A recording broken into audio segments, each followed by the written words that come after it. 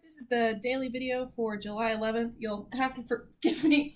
I've been gone all day and she's not gonna let me do this alone. So today we're going to start talking about what is called population, sample, statistic, and parameter. And we're going to extensively cover these four vocabulary words today. Now these are probably some of the foremost vocabulary words that we're going to talk about in the entire course. And they're really fundamental to understanding what statistical inference is and what it is we try to do in the field of statistics. So by the end of today, you're going to want to make sure that you really understand those four vocabulary words.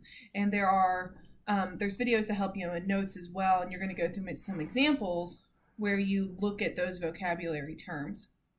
And so in this video, I kind of wanted to give you an introduction to these terms, as well as to really emphasize that by the end of the day, you're going to want to be comfortable with them.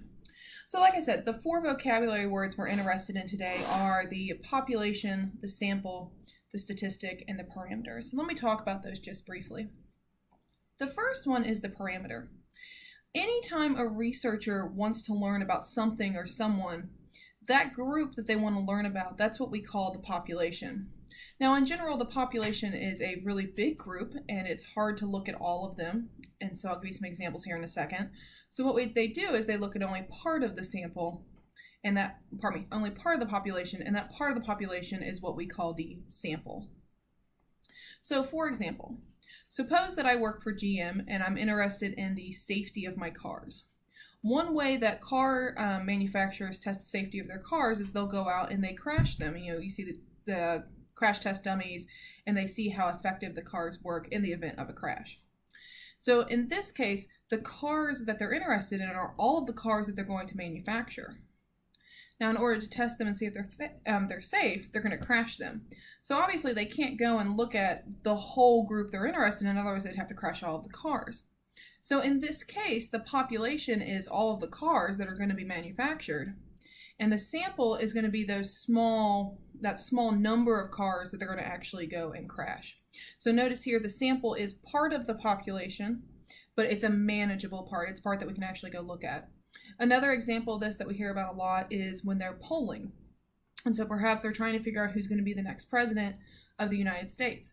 Well, really, who they're interested in is they're interested in all people that are going to show up on election day and they're going to vote. Those are the people they're interested in. That's a very, very big group. It would be hard for them to speak to all those people and ask them how they're going to vote. And in fact, how they're going to vote may even change. But what they can do is maybe they could just talk to 100 people. And so that 100 people, that's a manageable amount. So in that case, everyone that would vote on election day is the population, but the 100 people they speak to is the sample. Now, the next word that you've probably never heard of is what we call parameter. And the parameter is what we want to know about the population. So notice here that parameter and population, they both start with the letter P. So that's one way to keep these together. So for example, let's go back to my car example.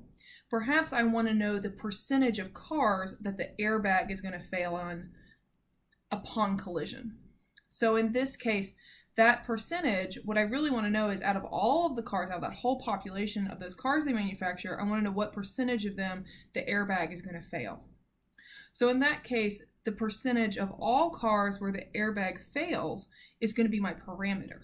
And so notice it's a numeric quantity that describes the entire population. Now the part that's tricky about this is since I can't go and actually crash all of those cars they're going to manufacture, I don't know what the value of that is. So I can say the parameter is the percentage of all cars manufactured that the airbag is going to fail, but I don't know what that actual percentage is. And this is really where the field of statistics comes into play. The idea is, well, maybe if I just take a sample of those cars, so let's say I take a sample of 100 cars, I crash those 100 cars, can I use the percentage from that 100 cars that crashed to help me learn about the parameter, the thing I'm really interested in learning in? And so this brings us to the fourth vocabulary word for the day, which is statistic. So the statistic is the quantity that you want to learn about applied to the sample. So in this case, suppose I crash 100 cars, I find that in one of those cars the airbag failed. Well, so 1 out of 100 is 1%. So in this case, 1%, that's the value of the statistic. And so if we wanted to say what the statistic, we would say what the statistic is, we would say the statistic is the 1% of the sampled cars where the airbag failed. And again, the goal here is we hopefully use that statistic to learn about the parameter. And that's what we're going to learn about ways today, or probably not today, we're going to eventually learn ways to use that statistic to learn about the parameter. So notice here, parameter and population both start with P and they go together. Sample and statistic both start with S and they go together. So that's one way to kind of keep those clear. Now, for most of you, this is probably the first time hearing these 4 words. And I don't want you to think that these are 4 easy vocabulary words. They are difficult. And so I do expect you to struggle some. So make sure that you ask questions about, what's the difference between these, because it's very important by the end of the day that you are comfortable with those vocabulary words, because moving forward, we're going to start introducing more vocabulary. And it really is fundamental that you understand these 4 words to have an understanding of what we do moving forward.